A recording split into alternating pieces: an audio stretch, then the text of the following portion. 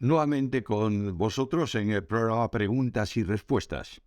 Vamos a comenzar con la primera que tenemos para el día de hoy, que viene de González Asbel y dice: respecto a la Cena del Señor, ¿cuándo empezó la Iglesia a participar de estos dos símbolos?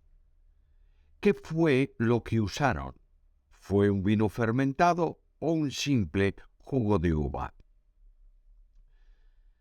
Es suficiente con la lectura de Hechos 2:42 para responder la pregunta, en donde se lee que se ocupaban asiduamente de la enseñanza de los apóstoles, de la comunión unos con otros, el partimiento del pan y las oraciones. De modo que en el mismo inicio de la Iglesia se participaba de la Cena del Señor, a la que se llama aquí en este texto partimiento del pan, que según el apóstol Pablo consistía en usar los dos símbolos, pan y vino, como se lee en la carta primera a los Corintios, capítulo 11, versículos 23 y 25. Así que la pregunta no es, o la respuesta a esa pregunta, no es cuándo comenzó a participarse de los dos símbolos, sino cuándo se dejó de hacerlo, que ocurrió entre los siglos III y IV a causa del inicio del tema de la consustanciación, es decir, la presencia de Cristo real en el pan y en el vino. El vino que se usó en la institución de la Cena del Señor y que siguió luego era vino normal, fermentado, no mosto. Edu da. Yo entiendo que hemos sido salvos porque Dios nos escogió, pero al decir esto un hermano dice que no es así, citando que Dios no hace acepción de personas. Pero al ver esas citas en la Biblia, en un par de ocasiones se refiere a salvación, pero a que Dios no hace acepción de personas respecto a raza o nación. Al menos eso entiendo yo por el contexto. Con lo cual creo que es un pasaje sacado de contexto si se quiere negar la libre elección de Dios para salvación. ¿Usted qué cree que dice la Biblia? ¿Estoy equivocado? La Biblia no puede ser contradicha. Cuando habla de elección, está refiriéndose al hecho por el cual Dios elige, escoge, selecciona a alguna persona para su propósito. Realmente Dios no hace acepción de personas en cuanto a que cualquiera, sin importar lugar de origen, raza, condición social, etc., son iguales ante Dios. Pero, sin duda, a modo de ejemplo, Pablo fue escogido desde antes de su nacimiento para salvación. Gálatas 1:15. Pero eso no supone que porque él fue elegido, otro fue rechazado. Edu Dab. Sabemos que no hay nueva revelación en cuanto a doctrina, pero con respeto a cosas prácticas de la vida diaria, como por ejemplo trabajo elegir, con quién casarse, qué ministerio aceptar, etc. Si Dios no se revela o no nos habla hoy, ¿cómo hacemos para saber su voluntad? ¿Cómo distinguirla de nuestra voz o de nuestra voluntad? Dios conduce el pensamiento del creyente y como respuesta a la oración de dependencia, orienta todo para que se tomen decisiones correctas. Eso no supone que sea una nueva revelación. La revelación de Dios es única y está en su palabra. Fernando García. Hola Samuel. ¿Podrías explicarme qué significa afecto en el amado en Efesios 1:6? En el texto griego se usa para nuestra traducción acepto, un término que está vinculado con la gracia. Podríamos traducirlo como agraciado en el amado. Primeramente está la esencia de la gracia y de la bendición por cuanto Dios concedió la gracia en el amado, es decir, en Cristo. La expresión nos hizo aceptos, que traduce o como traduce Reina Valera, es la traslación de un modo verbal del texto griego que tiene varios significados, tales como privilegiar, mostrar benevolencia, mostrar benignidad y otros. La idea es la de conceder al beneficiario de la gracia, que solo es posible por medio de Cristo y en Él, ya que la gracia y la verdad vinieron por medio de Jesucristo. Juan capítulo 1, versículo 17. William Osvaldo Pérez. ¿Por qué antes del diluvio las personas vivían más años? Mira, no hay respuesta bíblica para eso. Solo la evidencia de la Escritura que habla de gente muy longeva antes del diluvio. Comando Naval del Pacífico. Antes de que Satanás se revelara, ¿ya existían malos espíritus? No, ya que cuando Dios contempló todo lo que había creado, dijo que todo ello era bueno en gran manera. Génesis 1:31. Los ángeles caídos son consecuencia de la rebelión de Satanás, que arrastró con él un gran número de ángeles. Es desde la caída de los ángeles que están presentes los malos espíritus. José Luis Borja Fuentes. ¿Puede un cristiano maduro de años en el Evangelio tener raíz de amargura? La raíz de amargura es una manifestación de la carne. La cita de Hebreos 12:15 está tomada de una del Antiguo Testamento que dice: «No sea que haya en medio de vosotros raíz que produzca hiel y ajenjo». Deuteronomio 29:18. Por tanto, como parte de la expresión de la naturaleza pecaminosa, puede lamentablemente manifestarse en un creyente por más años que tenga de convertido.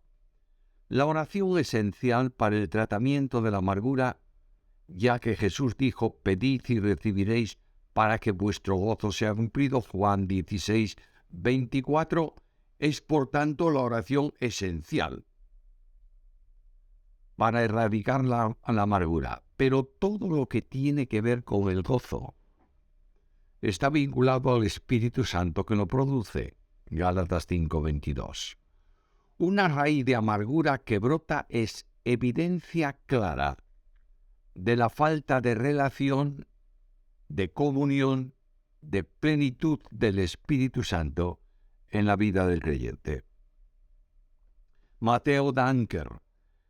En una oportunidad escuché una predicación de un reconocido pastor dando a entender que Salomón se perdió porque no se ve su arrepentimiento, la cual me dejó bastante confundido porque yo creía lo mejor de Salomón por ser el hombre más sabio y por lo que escribió. De antemano, muchísimas gracias por su respuesta y enseñanza. Mira, los hombres podemos afirmar asuntos que no conocemos y nos convertimos en jueces de lo que aparentemente pudiera ser. No hay nada en la Biblia que diga que Salomón no se arrepintió de sus acciones.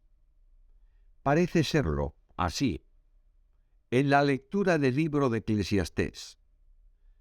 Y quizás nos da una pequeña luz sobre el retorno de Salomón a Dios, ya que el Señor, hablando a David sobre su descendencia, le dice: «Yo le seré a él por padre y él me será a mí por hijo». Y ahora esto: «Y si hiciere mal, yo le castigaré con vara de hombres y con azotes de hijos de hombres, pero mi misericordia no se apartará de él, como la aparté de Saúl, al cual quité de delante de ti». Segundo libro de Samuel, capítulo 8, versículos 14 y 15. Sin embargo, No podemos negar ni afirmar nada bíblicamente hablando.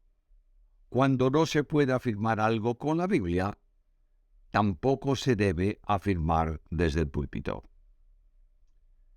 Daniel Guzmán Ovares, ¿podría indicarnos a qué llama usted doctrinas fundamentales y darnos ejemplo de doctrinas generales?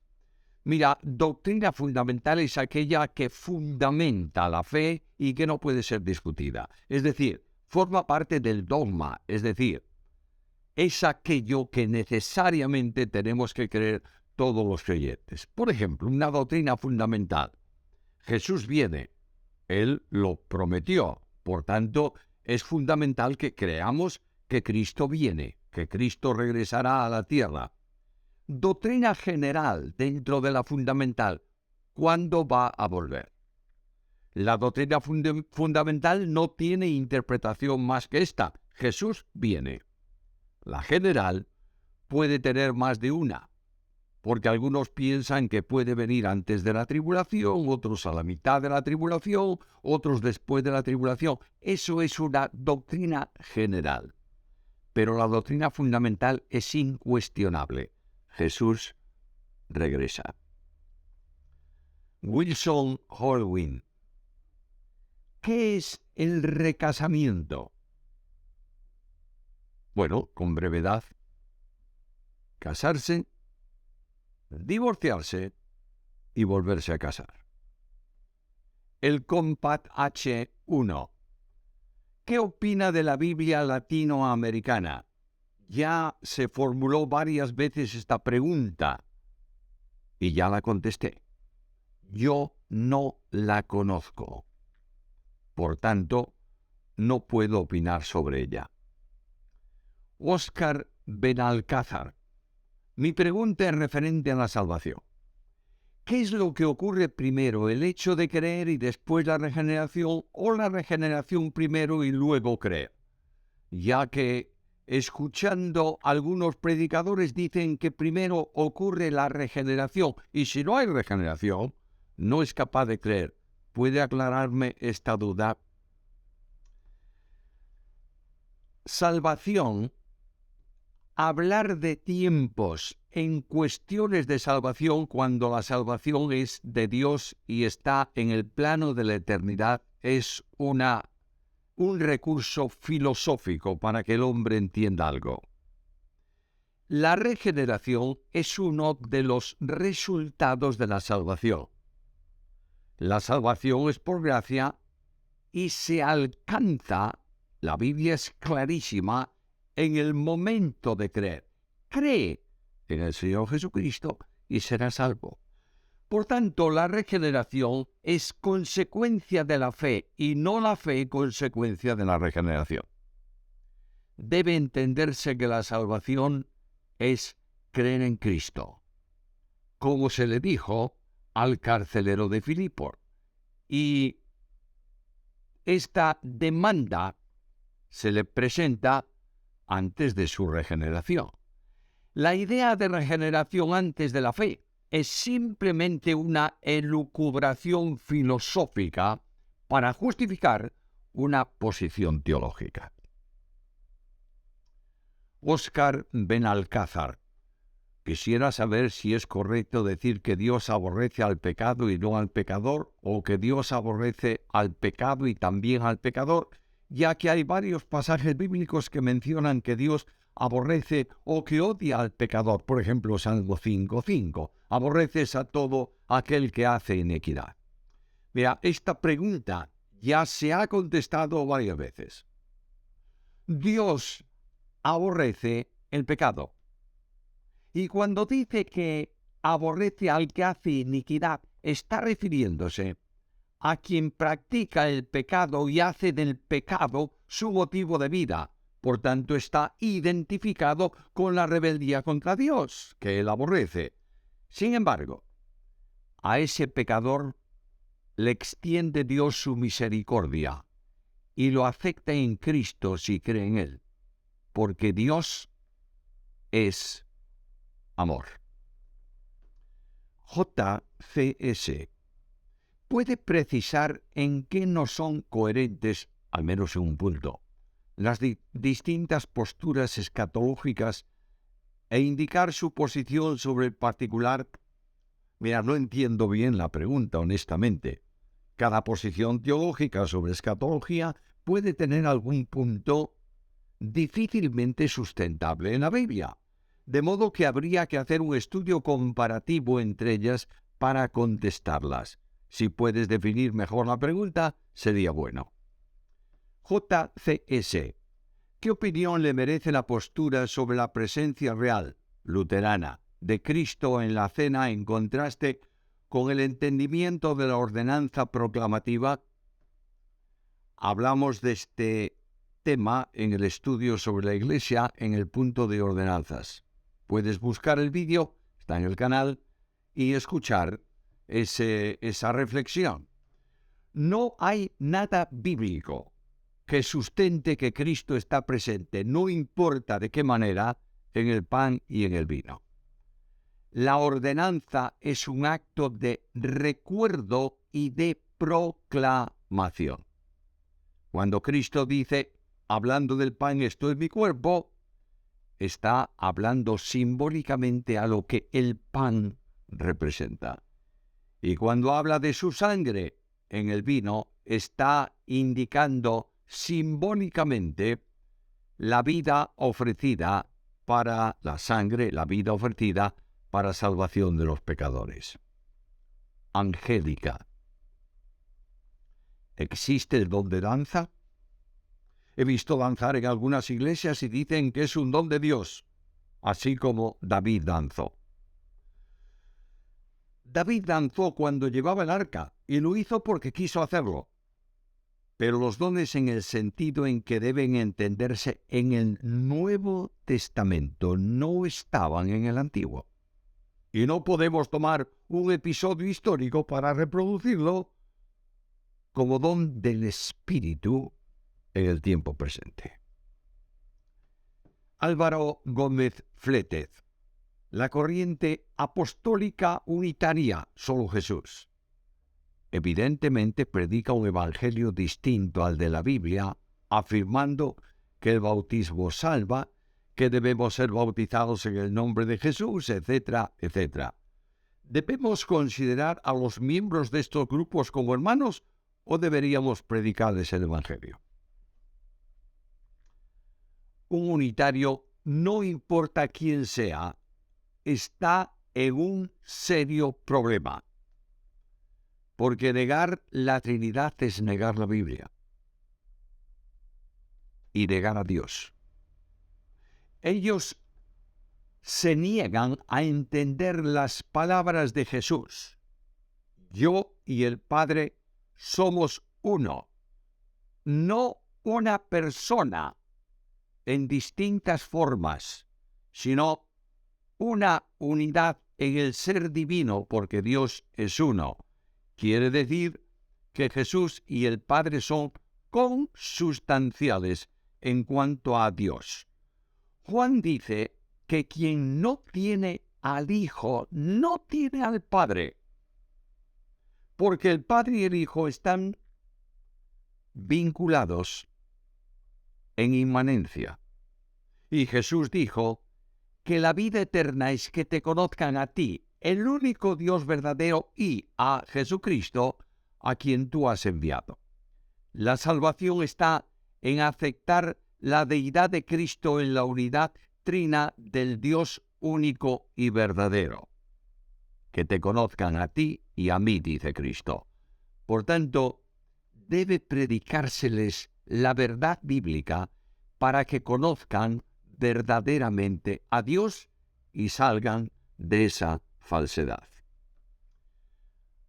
La autoridad bíblica. ¿Una divina hizo salir a Samuel de entre los muertos donde estaba? Ninguna divina tuvo que ver con que Samuel apareciera, sino que fue Dios quien excepcional y por única vez envió al profeta ante Saúl para hacerle la última advertencia de parte de Dios. Prueba de que la divina no tiene nada que ver en este asunto, en hacer subir a Samuel, es que ella se espantó al ver que quien aparecía no era el espíritu diabólico que habitualmente aparecía cuando ella le llamaba, sino algo totalmente, o alguien totalmente distinto. El término subir es una forma expresiva semita para hablar de una manifestación de alguien que viene de los muertos, que para los judíos era estar abajo. Los que murieron creyendo en Dios están en su presencia, sin que exista ningún lugar en donde estén esperando, y mucho menos durmiendo o inconscientes. Somos uno en Jesús. ¿Qué opinas sobre la expiación limitada o que Jesús murió solo por algunos? Ya he respondido a esta pregunta en más de una ocasión. No puedo aceptar una expiación limitada puesto que la Biblia afirma que Jesús murió por todos. Jairo Andrés Orjuela Albarracín. ¿Hay alguna forma de apoyar económicamente el ministerio que Dios le ha encomendado? Mi querido Jairo, hay forma. Primero, orando por él. Dedica tiempo a orar para que el Señor dirija este ministerio conforme a su propósito. Segundo, invitando a otros a suscribirse al canal, con lo que potencias la expansión del ministerio. Quiero deciros que en breve abriremos otra parte de este ministerio que tiene que ver con la literatura. Vamos a imprimir, si el Señor lo permite, algunos libros de notas para estudio, bosquejados. Todo esto genera sin duda gastos que son cubiertos por las ofrendas recibidas, entre otros, de los que sirven al Señor en este ámbito de este ministerio que oficialmente, digamos así, se llama Asociación Teológica Samuel Pérez Millos y que está totalmente vinculado a la iglesia aquí en Vigo. Ahora, si alguien quiere colaborar con esto, hágalo en la siguiente dirección de PayPal. Muchas gracias por tu interés. Ángela Silva. Si los hijos de Dios estamos ahora mismo, es decir, en el reino de Dios, es por la predicación del Evangelio. Pero nunca podemos decir que el Evangelio es el reino de Dios, o son la misma cosa. Pero es verdad que son diferentes pero inseparables la una de la otra para ser hijo de Dios, es decir, para ser un salvo. Todo aquel que es salvo por gracia mediante la fe está en el reino, ya que Dios nos ha librado de las tinieblas y trasladado al reino de su amado Hijo. Colosenses 1:13. El Evangelio es el mensaje del reino, pero el Evangelio no es el reino. De todas formas, para entrar al reino hemos de creer a la proclamación del mensaje del Evangelio y recibir al Salvador y ser nacidos de nuevo. Ángela Silva. Pastor Samuel, ¿qué dices sobre el comentario hoy, ayer y mañana? La relación entre Israel del Antiguo Testamento y la Iglesia del Nuevo no es de una fuerte dicotomía, sino de una continuidad orgánica y de desarrollo. Si la Biblia presenta algún grupo estando en una relación dicotómica con Israel espiritual, no es la Iglesia del Nuevo Testamento, sino el fariseísmo del Nuevo Testamento, el cual se desarrolló en lo que hoy es llamado judaísmo normativo. La era del Nuevo Testamento se diferencia del periodo del Antiguo Testamento en sus rituales no sangrientos y su mayor plenitud espiritual, pero los santos de ambas edades constituyen un pueblo de Dios que reunidos son el cuerpo y la novia de Cristo. Mira, hay dos posiciones distintas. Una es la que entiende que el pueblo de Dios es el mismo, formado por quienes son salvos tanto en el Antiguo como en el Nuevo Testamento, pero que la Iglesia tiene características especiales y es la esposa del Cordero. Otros entienden que son todos los salvos los que forman la Iglesia, aunque ésta tiene características diferentes en el tiempo actual. Explicar con calma esto requiere un programa entero que tal vez hagamos después de verano. Antonio Fernández Heredia. ¿Por qué Pablo no circuncidó a Tito y a Timoteo sí? Era porque Tito era griego y Timoteo, de madre judía, también circuncidó a Timoteo a causa de los judíos. La respuesta es simple, porque Tito no era judío y no había que circuncidarlo, y Timoteo sí, ya que era de ascendencia hebrea por parte de su abuela y de su madre. De manera que como judío debía circuncidarse, pero no así los gentiles, a quienes Dios no lo requería. Ahora, si Timoteo no hubiera sido circuncidado, los enemigos del Evangelio de Pablo y de la Iglesia le hubieran podido achacar que tenía consigo a un judío que como tal no había sido circuncidado. Por esas razones, Pablo circuncidó a Timoteo y no circuncidó a Tito. Antonio Fernández Heredia tiene la última pregunta para el programa de hoy. ¿Es verdad que somos elegidos los santos de Dios en Cristo desde antes de la fundación del mundo? ¿Cómo entender esto sin entrar en la predestinación? ¿Hay algo de verdad en la gracia irresistible? La elección de los creyentes se produjo antes de la creación del mundo, escucha a Pablo, según nos escogió en él, en Cristo, antes de la fundación del mundo, Efesios 1:4. La predestinación tiene que ver con marcar un destino, no con elegir.